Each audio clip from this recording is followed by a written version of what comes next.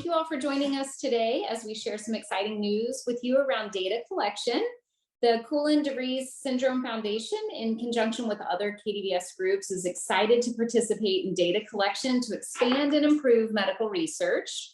Also, usually we say hello to everyone watching on Facebook. We're going to say hello to everyone who's watching the recorded call. So we're glad that you've joined us and taken time to tune in. I'm Casey Fisher, and I will be your host again today on behalf of the Koolen-de Vries Syndrome Foundation. I am mom to Hudson, who turned 11 this month and was diagnosed with KdVS about 5 years ago. I'm honored to share the screen with Megan O'Boyle, the patient engagement lead for RAREX. I'm going to let Megan tell you a little bit about herself in just a minute, but I wanted to tell you just a little bit about our partnership.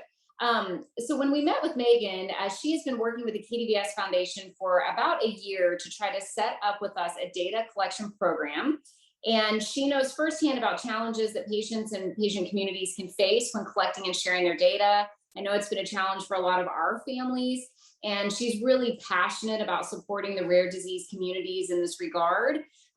When we heard about her and heard about RAREX, we were just ecstatic about the opportunity to partner. So like I said, I'm going to let Megan share all that good news with you and all the great work that she's doing, but we're just thrilled, Megan, to have you on the call today and just really appreciate you taking time out of your schedule to join us. Oh, it's my pleasure. Thank you. And thank you all for watching and listening. I can tell you that I never thought data was exciting, interesting, or sexy. So I know it's a lot to get excited about, but after 12 years of being in the rare disease data in rare disease space, I fully understand how critical it is. So my title is patient engagement lead for RAREX, but my real job is Shannon's mom. She's 21 and she was diagnosed with Koolen-de Vries Syndrome, which I will refer to as PMS probably throughout this. And it's a deletion of the end of her 22nd chromosome. It presents as a genetic cause of autism, epilepsy, intellectual disabilities. She's nonverbal, she doesn't sleep well, she has GI issues and a few other medical complications. So I was very focused on her. I was not one of those super parents that started a foundation or contacted all the researchers. I was pretty much tunnel vision on my kid and her needs. And I would show up at conferences every couple of years.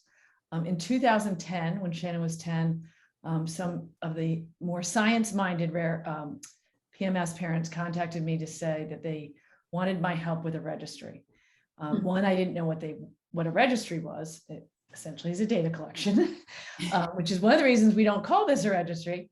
And two, I just wasn't interested in research. It was intimidating and I just didn't know anything about it. And I foolishly thought it would never happen in my daughter's lifetime.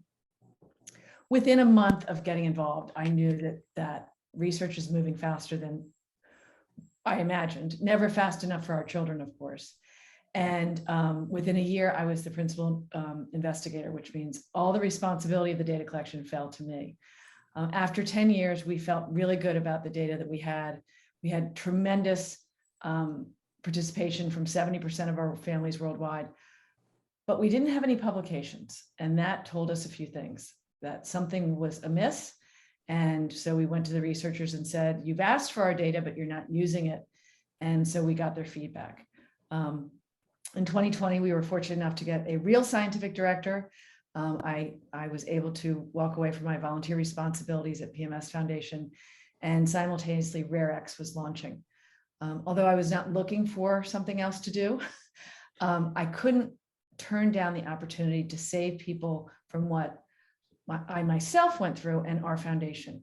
10 years of expenses, of effort, of stress, and of mistakes. It was not all for naught, but it was learning everything the hard way.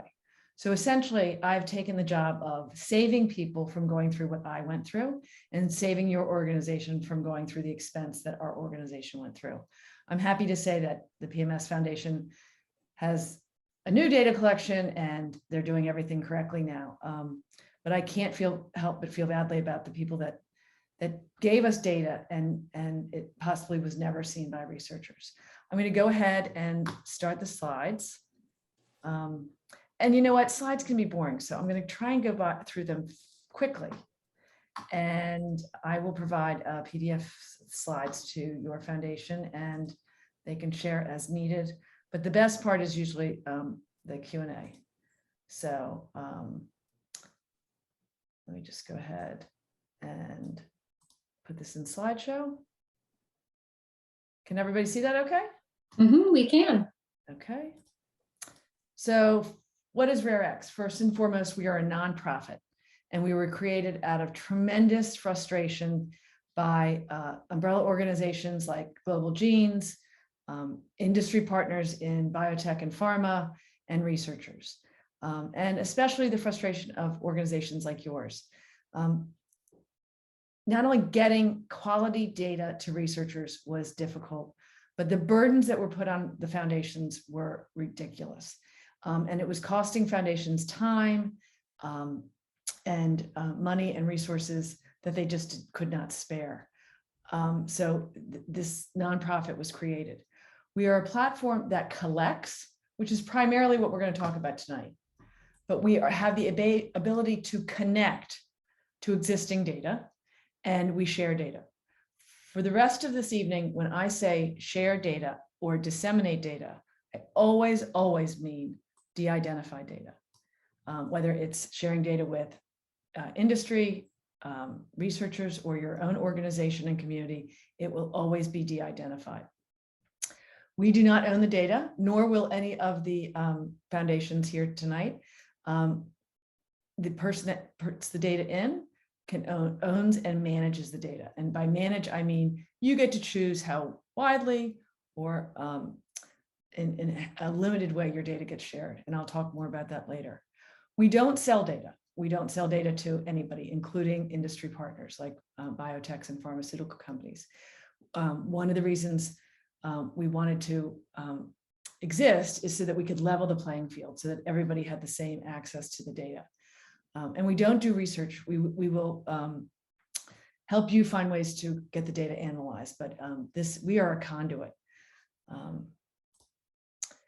So I know it's a crazy slide, but just hang with me. Start at the top. There's several different organizations. You may recognize some of these. Some of these are organizations that we launched last summer. Some we launched in February, and some we're launching now. We've launched a total of 25, and we expect to launch 100 disease communities by the end of the year. We bring them in a group, so class. And so they learn about us all together, and then it's time to launch, which is what you're doing tonight. So underneath in that top blue square, you'll see the black box, and that's what we're going to call the front door or the community page. And that's where your community will come in. In the large blue rectangle in the middle is the data collection.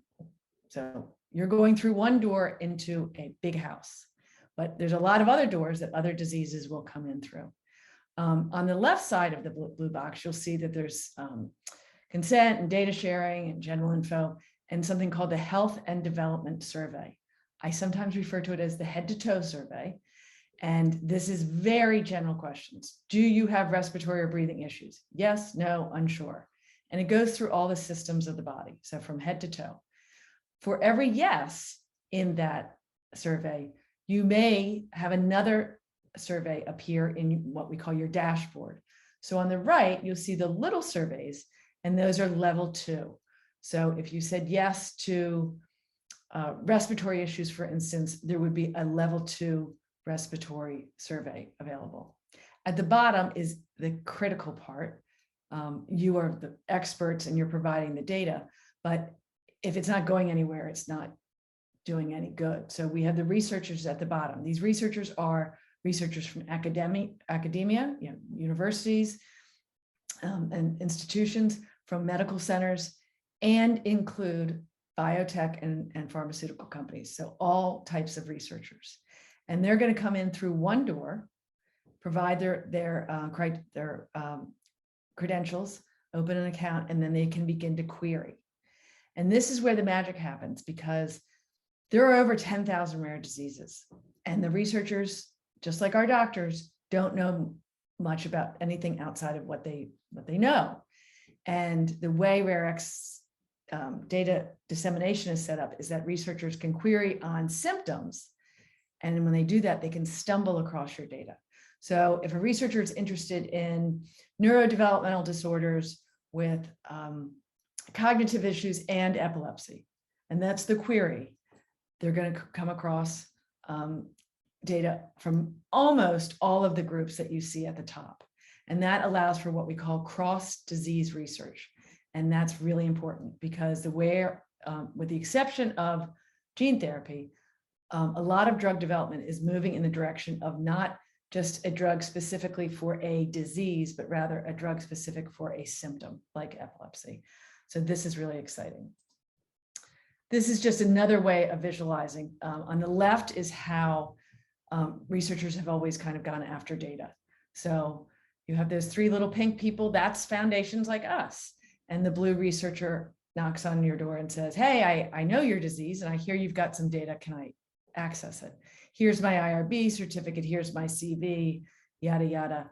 And then often it's volunteer parents or patients that decide whether that researcher and their study is worthy of giving the data.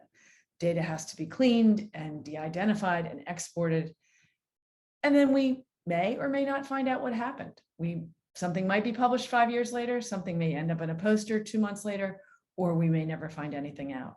And that gets very laborsome if you're doing this over and over and over again, because as many foundations are run by volunteers, there's a lot of other things going on. On the right, you can see RAREX, where you have many patient groups contributing their data. And on the right, all these different researchers going in through one door and being able to access all the data. It's many, many more eyes on the data. This is just to say, this is one of the biggest burdens to organizations like yours that nobody told us about. So everybody said, go collect data, but they didn't say how, where, what to collect, and how we were going to pay for it. And nobody mentioned the importance of governance. Essentially, governance is how you collect the data, how you recruit, what you ask, how you store the data, is it safe and secure and private, and how you get the data out the door to researchers, who sees it, what is the process. All of that is RAREX's responsibility. So your foundation does not have to become governance experts, because this includes everything from legal aspects, ethical aspects, and data privacy. It also includes data regulations worldwide. This data collection program, also called a DCP, is going to be global. We can't afford to have something just in English. It's currently just in English, but we will be expanding it as fast as we can into other languages.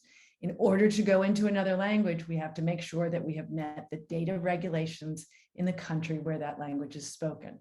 And guess what?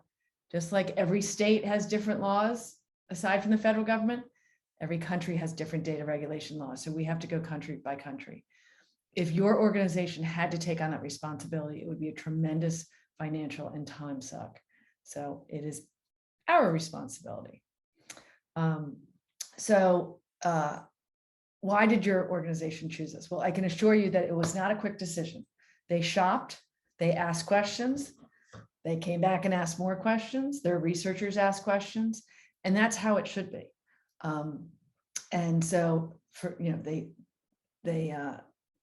there's no cost to your foundation, which means the money that they probably budgeted for this could be spent on other things like research and conferences. There's no cost to researchers. As I said, we're leveling the playing field. We're only collecting, or we're focusing on collecting structured, standardized data. Standardized means that these are surveys that have been developed, vetted, tested, and validated. We're not just pulling some survey off the shelf, and we're certainly not just making up questions. Structured means that it's data that is structured and can be understood by researchers in what we call research ontologies, which makes researchers very happy. There are some unstructured data opportunities where you can type free text, because you know what? Sometimes we take surveys and they never get to the question that we want them to, or they don't have the right answers. So we did allow for some unstructured data. This is patient owned and managed, and your foundations understood that they don't need to own and control this data, that it's the most important thing is that it's high quality and it gets out the door to as many researchers as possible. I've already explained the governance headache, so they were happy that we took that on. And I've already explained that the streamlined data dissemination to researchers will allow for more eyes on the data. There's nothing more depressing than knowing that you spent a lot of time answering surveys and nobody ever saw what you wrote. So it's really important that we work with your organization to get this out to as many people as possible. So you're busy, you're tired, and if you're lucky, you got a shower today and maybe 2 out of 3 meals. So what's in it for you? In order to spend time on something like this, there certainly needs to be value to you, not just doing researchers a favor or just working towards the future. One is that the aggregate or summary de-identified data that we will provide to the foundations here tonight will then be shared with you. And this means that you will, when you answer questions, you will see how your answers compare to other people. And this is really important. Many of us never meet another family with this diagnosis, but it also means that we can use this data in our own education system or community to say, look at this chart. My child is similar to this, and we need a one-to-one or what have you. If you are interested in being participating in future studies or clinical trials, this is a great way to be found. All those researchers going through that door are doing queries. And when they narrow down their search to nonverbal, cognitive issues, epilepsy issues, perhaps respiratory issues, as they put in those things, the pool is going to get more narrow and more specific. And if you fall into that, then they would provide us a list with de-identified identification numbers and say, can you contact these families and tell them we want to invite them to our study or trial? And so we would then email you with the information about that study. But first, we would introduce those researchers or those industry partners to the foundations, because we, of course, want your foundation to have a relationship. It's not for us. Also, there's ability through the data sharing survey that I'll talk about later for you to share your name and email with any of the foundations or organizations in this space. You can also update your data whenever you want. And that's true of a lot of online programs. But, a lot of people say, well, we really need a natural history study at a center of excellence. And that's great, but your center of excellence is in one location and only so many people can get there. And in my daughter's case, we went to NIH last month for her natural history study. She was the worst that she's been in 21 years. And that's the snapshot they saw of her. And her medications were changed. And this week she's better than she's been in 2 years, but that won't make the publication because they haven't seen that data. We're going to have to wait 11 months for them to see how she's doing now. So we will strongly encourage you always to go into your account and update things.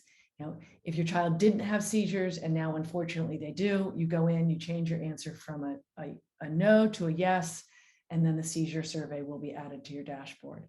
It's really important that everybody goes in at least once a year, or better yet, as things change.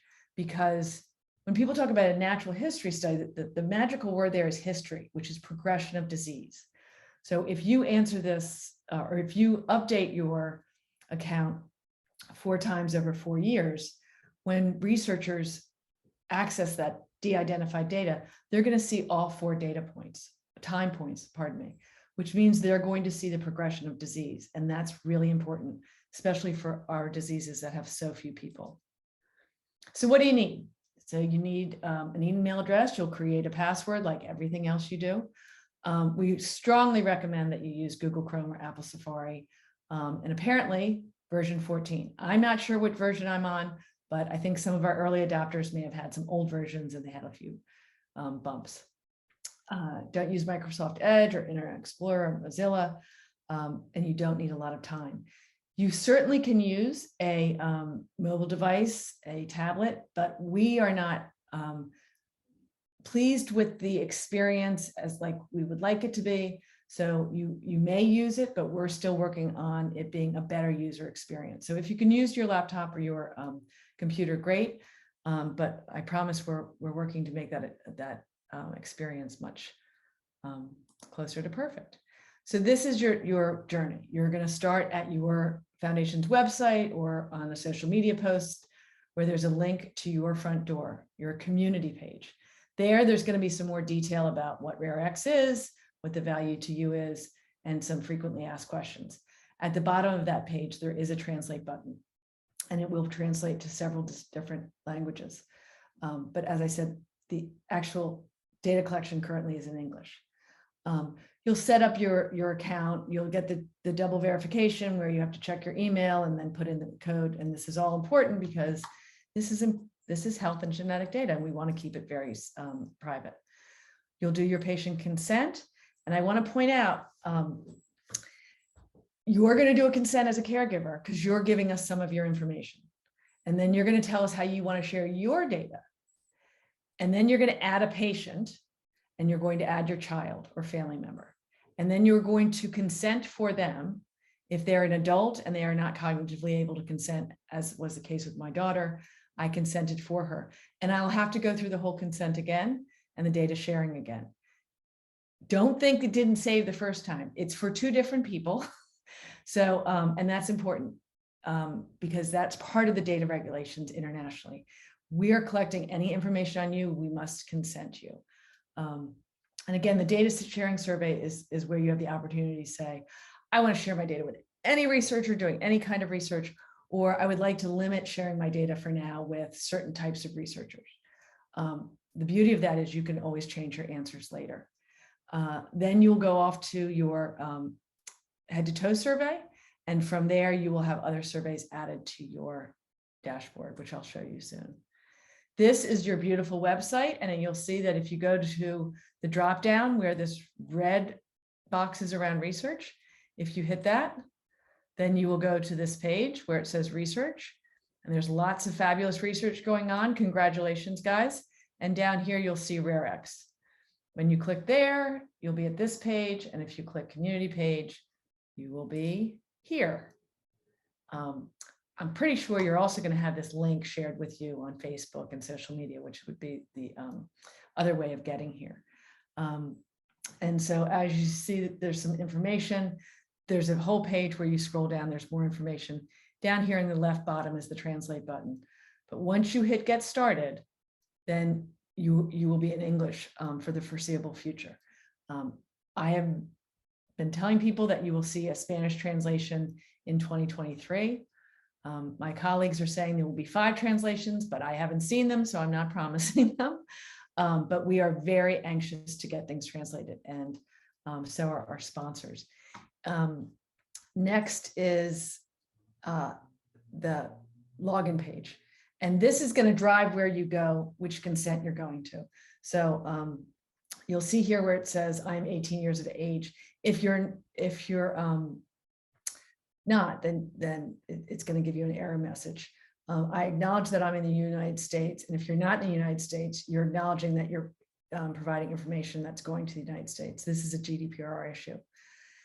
Down here, you can be more than one thing. I was a patient. I am a caregiver. I am not a patient. My daughter's diagnosis is de novo. But you can be a patient and a caregiver. And you can also be a person that has lost a loved one to the disease. So you can check more than one. You guys know how to set up an account. You get the emails, you follow the directions. They send you the code, you copy and paste it in, you come up with your new password, you put it somewhere safe. And this is what it's going to look like going forward when you log in.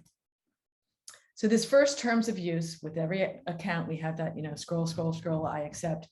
The word matrix is the technology in which RAREX is sitting. And then we're in the consent. We've all signed consents. Very few of us have ever read them, especially when we have a child that is holding onto our leg and it's a 25-page legal document. We spent a year writing this to make sure that it is clear and simple and very transparent. We encourage you to read this. We have short answers and some long answers. And at the end of each page, you'll hit next. I believe there's about 7 or 8 pages like this. But we want you to know firsthand how careful we are being with your data. On the second to last page, again, you can choose more than one item in your situation. You may just choose that you're a parent or a caregiver. These 2 questions are important, that you are willing to have be contacted for follow-up research. We are always going to be adding new surveys. I mean, we're doing this data collection for 10,000 rare diseases, so that's literally from head to toe. And although most of our focus has been on neurodevelopment so far, we will have additional surveys on other systems of the body. So you want to make sure that you say yes here, so that anything that's applicable to you, you'll find out about down the road. And the second question is that you will want to be contacted about studies or clinical trials. This doesn't mean that you are saying you will be in them. It just means that we can send you an email saying, if you're interested, this is something that you qualify for. And then you're going to give this information. When you do this as a caregiver, you fill out your information. As yourself, the caregiver, you fill out your information. When you add a patient and you're doing this on behalf of your child, note where it says your child's first, last, middle name, your first, last, middle name, and then your signature. So it's going to start with demographics on you. And this will do autofill. So be careful if you have your autofill fills things that you don't want in there. There is a prefer not to answer. Every question is mandatory because when you skip questions, it leaves researchers not knowing why you skipped it. And that makes for bad data. I've always hated the question, what's your estimated household income? I just felt like it was slimy and that somebody was going to try and hit me up for money. It has nothing to do with that. Apparently, it's a very common research question because there are socioeconomic issues in healthcare. And we want to look at, or we want researchers to be able to look at, whether there are associations with socioeconomic standing and how late diagnoses are received, how late treatment is received, or how much higher mortality rate might be. You don't have to answer these questions, but I just want to assure you on this survey and all surveys going forward, it's not a fundraising question. Same thing with insurance. Has nothing to do with your insurance. We're trying to gauge what the situation is. And then you put in your disease. There will be a drop down. Obviously, you're not going to pick FOX1P, P1. This clinician box is turned off right now. Eventually, we hope to have an ability to share, for you to choose to share some data with a doctor of your choice for a certain amount of time. I'm just going to point out here that many people have more than one condition. And so if there's more than one condition in the dropdown, you can choose more than one. But don't choose other and put in like epilepsy and GI issues. There's going to be plenty of opportunity for you to report those somewhere else. This is really for you to report Koolen-de Vries. So this is the data sharing survey. I answered with option 1. I'm sharing my data with any type of researcher doing any type of research. But under B, you will see that they could be doing research in socioeconomic areas on age, race, or ethnicity. If you're not comfortable with that, then you choose 2. Just researchers working in health, medical, and biomedical research, which would cover all the type of research that you want. The majority of people so far have chosen general research. It is up to you. It is your prerogative. I did not choose either of these, but you can choose one, the other, both, or none. The first option says, I'll share my data with anybody but industry, which means you don't want drug developers seeing your data. That's your choice. I would like them to, so I did not check the box. The second one says that you only want researchers that have had their research reviewed and approved by their institutional review board at their institution, which again, your prerogative. I didn't choose that, but these are all questions that you can answer and you can change your answers later. The remainder of the questions in the data sharing are just to help us help your organization make decisions in the future. So Do you have biosamples? Where are they? Would you be willing to give biosamples? If nobody's willing to give biosamples, then we will suggest that your organization not spend money trying to get them. More than likely, most of you will be willing to give biosamples, and it would be a good investment. Same thing for medical records.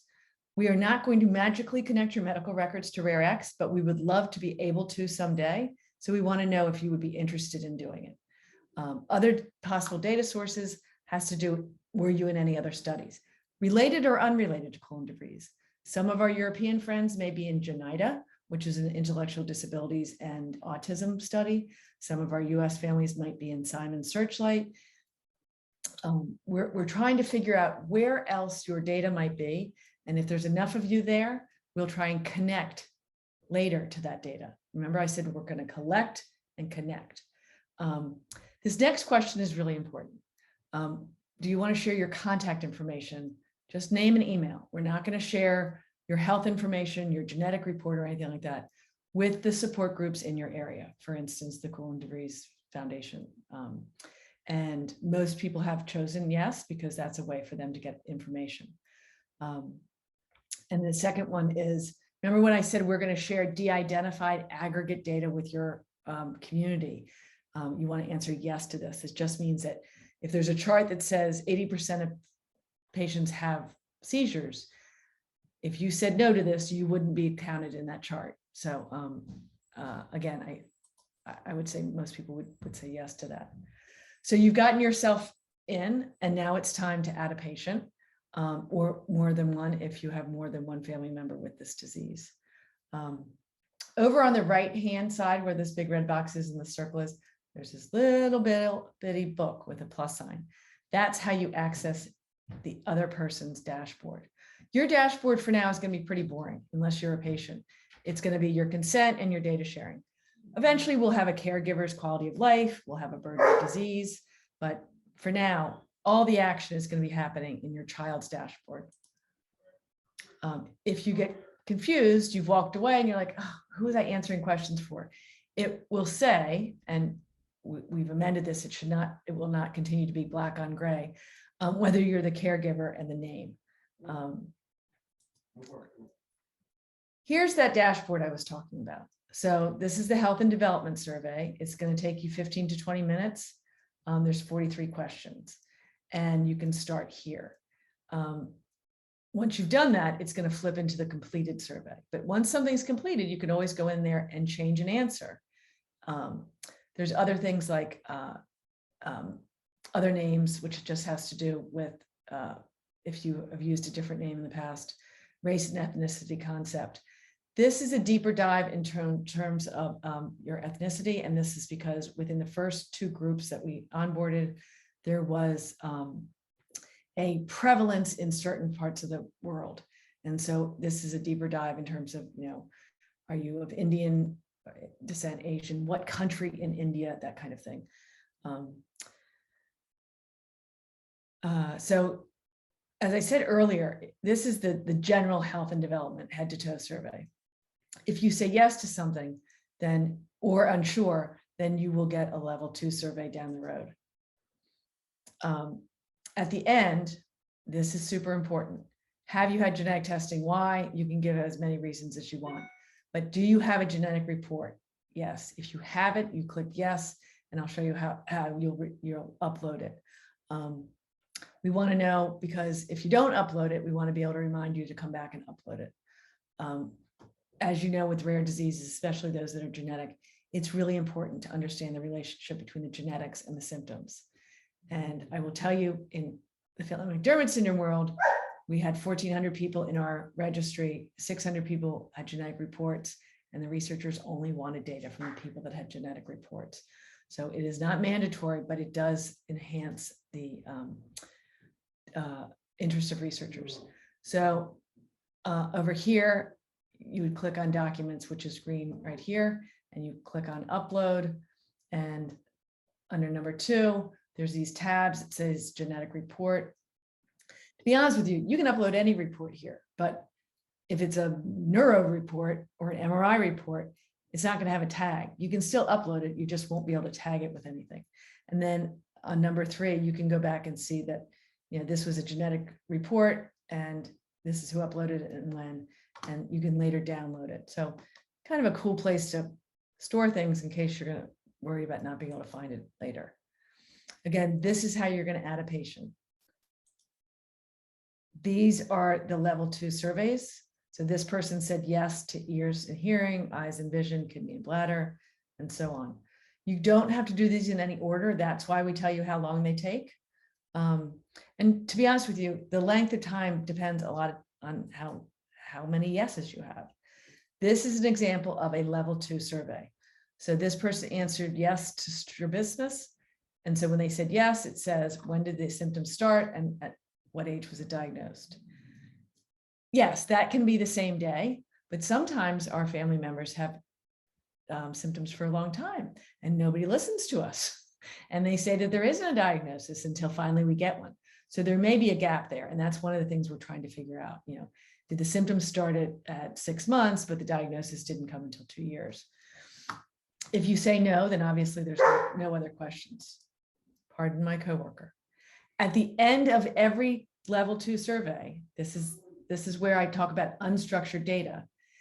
You can say there's additional issues, and then you just type in what we didn't ask you about, because we want you to be heard. We don't want you to walk away from this and say, you know what, what's really getting to me is X and nobody asked me about X. So this is your opportunity to do that. So again, these are completed. So I'm coming back 6 months later. My child just had their first seizure. And I said, well, that's not a good example because seizure would be level 3. So I say my child doesn't have a vision issue, and it turns out they did. So I go to completed, I go to health and development, and you see here these 3 dots. I go in and hit edit. I don't have to re-answer all the questions. I just go to the one that I answered no to and I hit yes. And then magically that will appear down here as a level 2. So you can edit, view, edit, and email. At every survey, you can email or print what you've done. And that's very helpful if you've got a new doctor, you want to use it for something else that you need your records for. So you could share your data however you want. So if you can print this out and share it in an identified way with your doctor, if you choose to. This is the quality of life survey we currently have. It's a highly vetted and validated quality of life survey for the general public. For the parent of a nonverbal child, this can be a frustrating survey, but we are using it for now as a, and we are looking for a better survey. You can skip it, or you can answer it the way I had to answer it was, I'm unable to answer this because of my child's condition and communication skills. If you have the time, I would encourage you to do this because that will give us data saying, look at how many people can't use this general quality of life survey. Better ones need to be developed. So I know there's a lot of assessments that create a lot of frustration for those of us who have nonverbal children, and this may be one of them. But we are working hard to correct that. Okay, so right now we are at how this is different. So, what if you were in a study and, why do you have to do this again? Well, this is not tied to one institution. So we're not, often when you are involved in a study, the data stays where it was collected. And that group of researchers publishes on it. And that's fantastic. We want research to be done and we want it published on. But if somebody else wants to collect data, they have to collect all the same data again somewhere else. And that's where we get a little tired from answering the same questions from different people. So what RAREX is doing is asking you all these questions. And we're hoping that those other researchers will come to RAREX to see those answers. And then they will only have to ask the questions that we didn't ask. And it won't be so exhausting. I've already explained to you the value of cross-disease research. So many studies at institutions are just asking about one disease. And these surveys are focused on drug development. So there may be things that you want to report or your community is curious about, and it may never get asked. And if that is something that is a question that you all want answered, we'll work with your organization on figuring out where the best place to ask that is. But I want to be clear, other research you're involved in, fantastic, keep going. Researcher that comes down the pike after this, consider it, it's valuable. We are complementary to that research. We are not in place of it. All right, I'm going to stop sharing for now. And it's very intuitive. You did not need all those slides to figure out how to do this. I just wanted to highlight some things. It was great. Megan, I thank you because it's so simple to understand. So I appreciate the way you shared it. I'm sure everyone else does too. And it was so simple. I've been to others, not to name names, but that are not that simple. So thank you for your thoughtfulness there. Well, when we were trying to do this in 2010, we asked our researchers for questions and answers. This is Louis. And these are our researchers. They knew our disease. So they told us what questions we should ask and gave us answer sets. And that turns out to be why some of the data didn't get published on, because just because you're a really smart researcher doesn't mean you're a survey methodologist and that you know how to get to the data that's really needed with a simple question. So asking more questions isn't the way to go. It's asking the right questions. It's a party. We want to ask as few questions as possible that will allow researchers to find the right people so that they can ask more questions that are a deeper dive, if that makes sense. If you guys don't have your genetic reports, I suggest you find them, ask the foundation for help. In some countries, it's harder to get a hold of a written report than others, but don't wait until you find it to get enrolled. We want to get as many people enrolled as possible because we don't want to start bragging about this data collection to your researchers if there's not enough data there. It would be like sending somebody to the store and the shelves are empty. So we want to get as many people enrolled and as many surveys answered as soon as possible, so we can go out to the research community and say, did you know we have X number of Koolen-de Vries patients enrolled with genetic reports who have answered all the questions head to toe. Megan, is there a specific number that our community should be shooting for? I mean, we'll obviously want to publish this widely, but I'm just curious, is there like a minimum we need to get to? It depends on the size of your community. We have a community that has 25 known diagnosed in the world. So if they could get 12, that would be impressive. If they had 10,000 known in the world, 12 is not going to really do a whole lot. So we're shooting for 50% of your target in 5 months. Your target right now is who can understand English surveys and have been diagnosed that you can reach. And we will work with you on a regular basis to say, this is where you are. What can we do to help you get further? And what you all can do. Answered a lot. Sorry, just what you all can do is after you have enrolled and answered the surveys, go on social media and say, I did it. And it wasn't hard. And for the first time in months, I feel like I did something for my kid. Because there's so many days where we feel helpless. We can't do it. We can't fix things that they're suffering from. This is something that we can proactively do to increase research awareness and the development of treatments. Sorry, Casey, go ahead. No, that's awesome. I was just going to ask if there's anyone on the line, and Ashley and Elena, I know y'all are familiar certainly, but if there's anyone that has any additional questions they want to ask. I had a few teed up that families had asked ahead of the call, but you answered them beautifully. You covered all 3 of the questions during your talk. So just want to see if there's anyone else on the line that has a question, or Ashley or Elena, if there's anything that wasn't discussed that you wish had been or think might need clarification. Megan, one question that came in also was about, and I think you talked about this, but just to clarify, if someone is deceased, are you able to go in and enter the information for a patient with KdVS who is deceased? Yes. So you can do, there's 2 ways. You can go in and a deceased person does not have to be consented. So I'm a loved one of somebody that has passed away. And the first survey will be, when did they pass away? How did they pass away? It may not be from the same disease. It could be from an accident.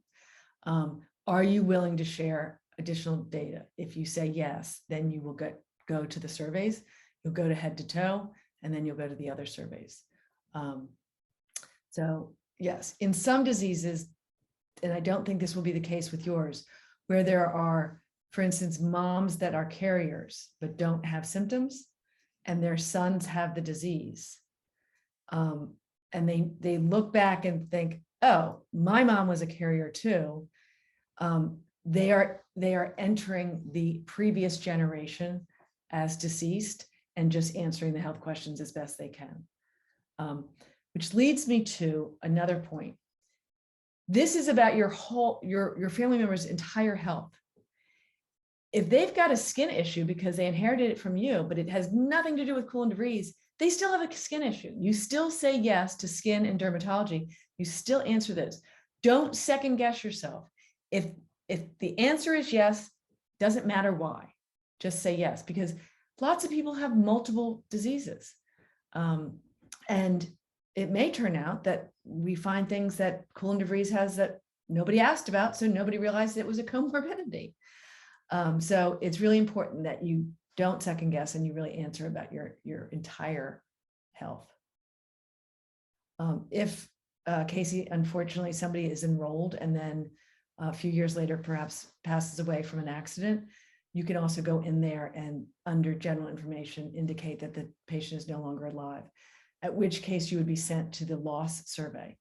This is really important in the epilepsy world because SUDEP is not well characterized by anybody. We as families aren't told about it. Our physicians aren't always aware of it. And the cause of death is very rarely indicated as SUDEP. It says natural causes. So it's really important that if somebody passes away and you were able to answer those, but it's difficult. And you can certainly check the box, I don't want to be contacted anymore. Are there any other questions? I was trying to look and see in the chat. Ashley, did you see any others come in? Okay. We understand about the CRID, and that has been put out to our tech team. I can't promise you when or if that will be like something available to you soon, but it is certainly something we heard from your organization. Currently, we are asking questions in the demographics that fall into what's called the NCATS GUID. So it's an NIH algorithm that based on your first, middle, last name, birth date, and city of birth, and a few other things. If you answered those questions the same in every database in the world, the algorithm would come up with the same unique ID number. And that's how research is generally doing that. But we are always open to new ideas. We are always open to other technologies. We are partnering with organizations like Citizen, who is a third party that collects medical records.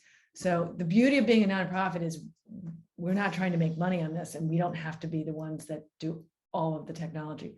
We can partner with people that are already doing a great job. And that's exciting. That's wonderful. Any other questions? If not, I'll wrap us up. This has been awesome. I have learned so much. I'm really excited. Like, I can't wait to go register. Yes, Elena. I would say Ashley and I both have already filled out surveys, and it was, yeah, so we both have already done it. So if anybody has questions, feel free to reach out to us, because we've been through it so far, and it was easy. It's, like Megan said, a lot of it's pretty general, and that might be a little different than what you guys have answered in the past, but that is the point of it, is to be general. So it didn't take me too long, and I sat down, I did a few surveys, and I came back another day and did a few more, and I still think I might have one or two left, and I think I didn't do my genetic report. So but it's easy to do, and it's quick. That's great. And just to clarify for the group before we wrap up the call, I saw that you posted the website, Ashley, in the chat. So just to clarify, where do we want people to go? Do we want them to go to the KdVSFoundation.org and then link to it, or go straight to RAREX?